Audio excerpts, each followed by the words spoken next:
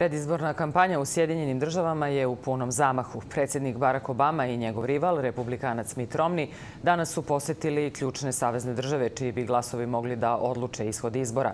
Obama je govorio na skupu u Virdžiniji, dok je Romney u okviru svoje kampanje posetio Nevadu. Prema posljednjim istraživanjima javnog mnjenja, Obama ima nešto veću podršku od Romneya, a kako izveštava naš dopisnik Jim Malone, bivši guverner Massachusettsa posle 2 teške nedelje sada pokušava da osveži svoju kampanju.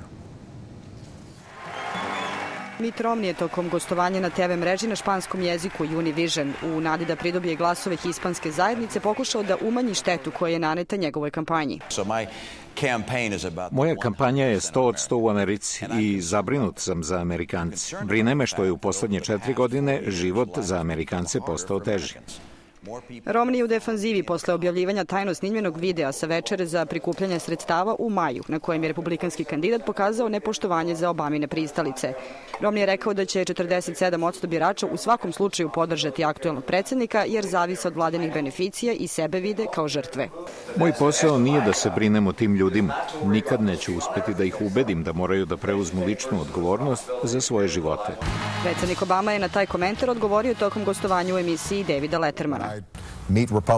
Kada upoznam nekog republikanca dok putujem zemljom, oni su vredni, porodični ljudi kojima je stalo do ove zemlje. I ja očekujem da ako želite da budete predsjednik, onda morate da radite za sve ljude, ne samo za neke. Analitičari, poput istoričara Alena Lichtmana, kažu da je Romneyjeva opaska štetna, barem na kratko vreme.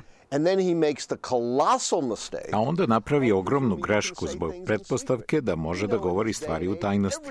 Znamo da se u današnje vreme sve fotografiše i snima i da ne možete da otpišete pola Amerikanaca kao zavisnike o vladi koji ne plaćaju porez. Komentar bi također mogao negativno da se odrazi na Romneyevu kampanju jer birači već smatraju da je predsjednik Obama dopadljiviji od njegovog rivala, kaže Peter Brown sa Univerziteta Quinnipiac.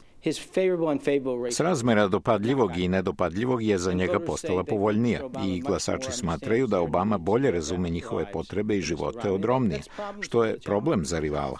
Predsjednik Obama je posle nacionalnih konvencija dobio malu prednost u istraživanjima javnog mnjenja, a postoji mogućnost da profitira od sve bolje javne percepcije ekonomskog stanja, kaže Alen Lichtman.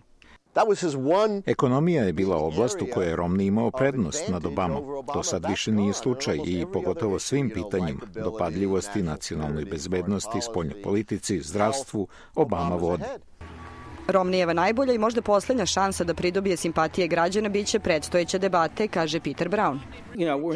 Nalazimo se u poslednjem krugu trke i predsjednik je u vođstvu. Neki događaji će Romneyu možda omogućiti da promeni status quo.